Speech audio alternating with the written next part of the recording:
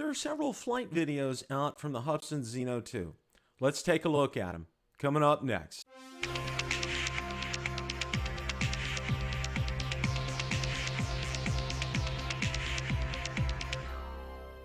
Hi everyone, Bill from BillTheDroneReviewer, where I make drone and drone-related videos.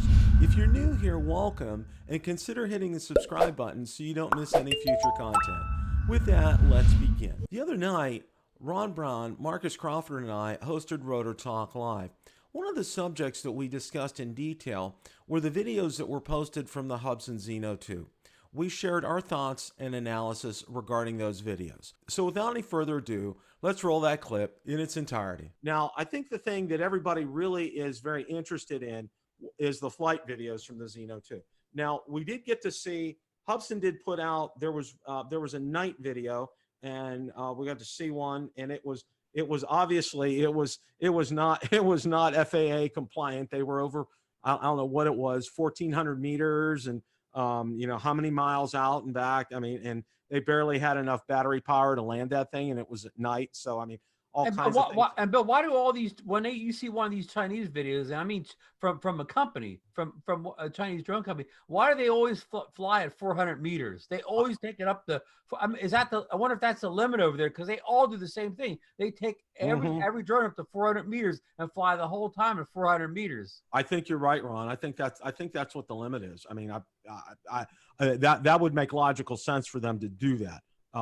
But you know, you really couldn't tell a lot by those night videos. But then BlueSkyVer got his and has put out some videos. We've also seen L3 Toys, and I think L3 Toys is out of Malaysia, if I'm not mistaken.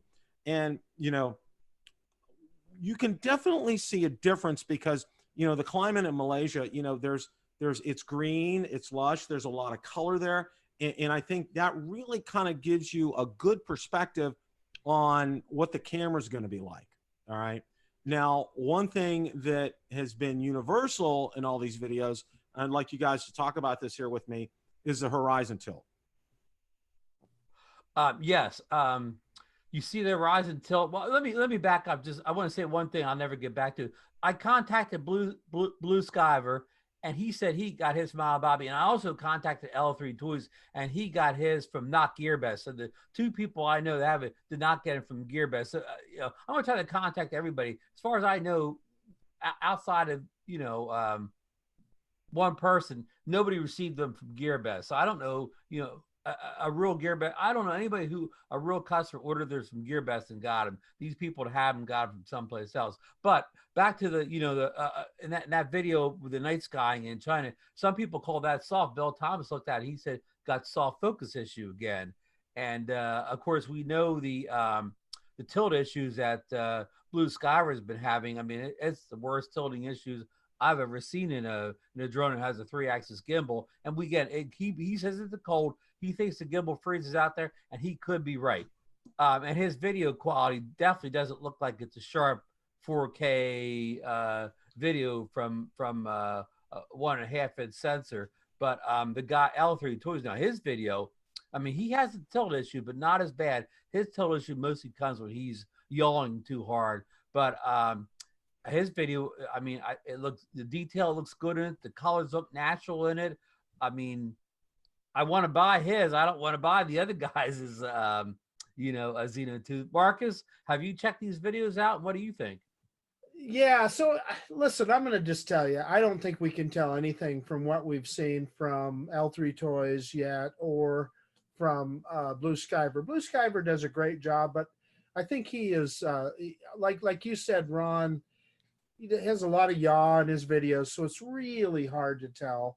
And then also, it has got to be bitter cold up there in Montreal. I can't remember what the specs are on the Zino 2. Typically, it's about freezing. I think the Mavic 2 you can go about down to about 14 degrees, which is a little bit more. But most drones, they don't want you to fly them much below freezing. And there's no question that he's flying in those kind of conditions. And I can absolutely understand how that could affect both the camera and the gimbal. So I don't know that we can draw a lot of conclusions from his videos. It looks, you know, the best thing we can say is it looks like it flies pretty good, and it's a good looking solid drone. Now the L3 ones, there again, we don't know what settings they're using. We don't know, you know, what kind of calibrations they've done. So, you know, I am just going to withhold judgment until I get one in my hands, and then we'll be able to see about that kind of thing. Or until Bill the Drone Reviewer can put it through his paces. That's right. There you go. Absolutely. Well, BlueSkyVer put out a video today, and in that video today, he did something a little bit different. He had the drone in the car with him to give it some warmth, and he only took like 10-minute flights. Okay. Now it's really hard with it being as, you know, drab and dreary, you know, and just cloudy and cold. It's really hard to tell if there was any difference as far as that's concerned. But I think one of the things is that, and we had talked about this off camera, is, you know, the use of a landing pad here, you know, and I know a lot of guys like to catch and hand launch and everything here, but, you know, in the winter like this, it's really, I think, important, especially if you're going to be flying out in conditions like that, to use a landing pad. Okay. You know, when, you know, Ron and I were down at the beach at North Reddington Beach, you know, we both had landing pads. Okay. Because, you know, while there's going to be sand, and you are going to probably get some sand, you're going to minimize the impact when you do something like that. So I think the use of a landing pad, I think is something that you should really kind of look at. Bill, just want to throw in real fast. You make a great point. And the landing pad, you definitely want to keep your camera and gimbal clear of dirt, sand, and all that. That's the number one thing that can mess a camera and gimbal up. Oh yeah, you know, that's why I'm always a big proponent for like the Mavic Mini and the Mavic series of getting landing gear on them, because because that gimbal has, you know, historically from DJI sits pretty low, and you want to try to get that up. And you know, one of the other things that I wanted to talk about with these videos that we're seeing is this, and I wanted to ask both Ron and Marcus this question is, do you think, and let's, you know, it's very obvious there's a horizon tilt gimbal type of issue here with these videos. Do you think that Hubsan is going to correct this and have a firmware update for this by the time we get ours? Marcus, you take this one. Go ahead, Marcus.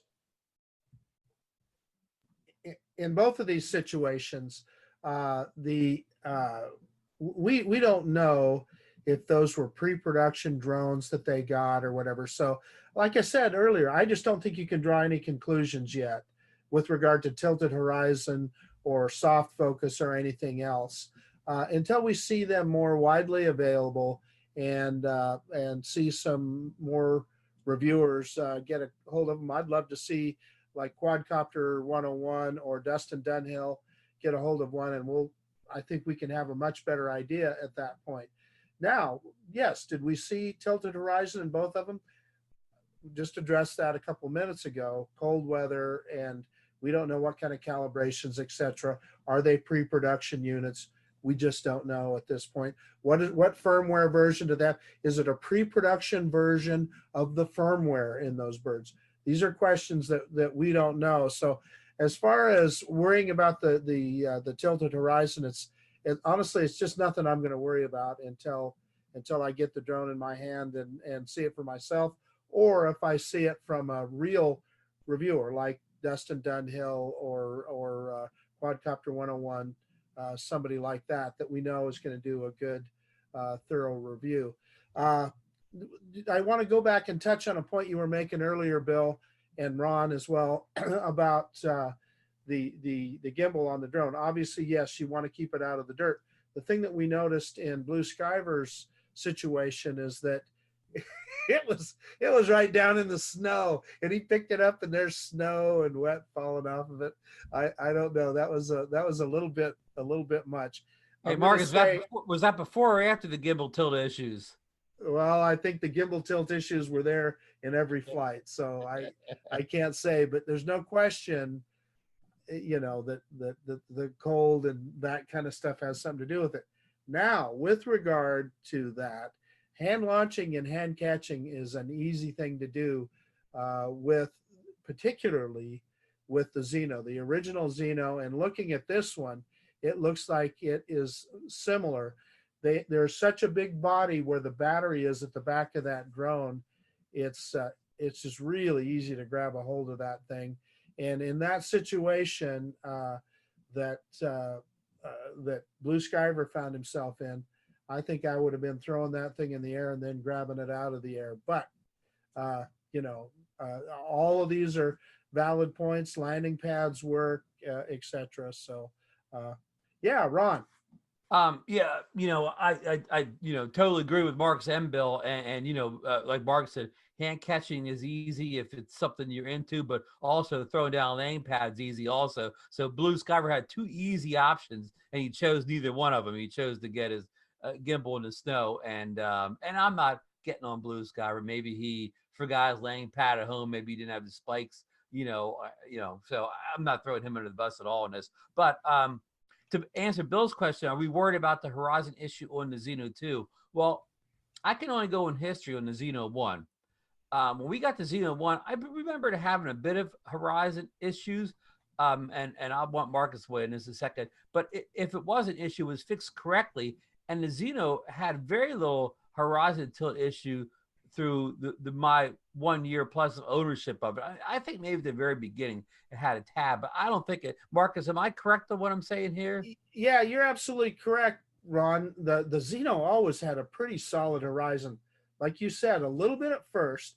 Now, I'm also going to add this, the most recent gimbal firmware update introduced some really bad horizon tilt into my Zino. I simply rolled it back to the previous version. And by the way, Hubsan actually told me to do that. They told me, they said, hey, you're seeing this issue, roll it back to the previous version. I did, and it corrected the problem.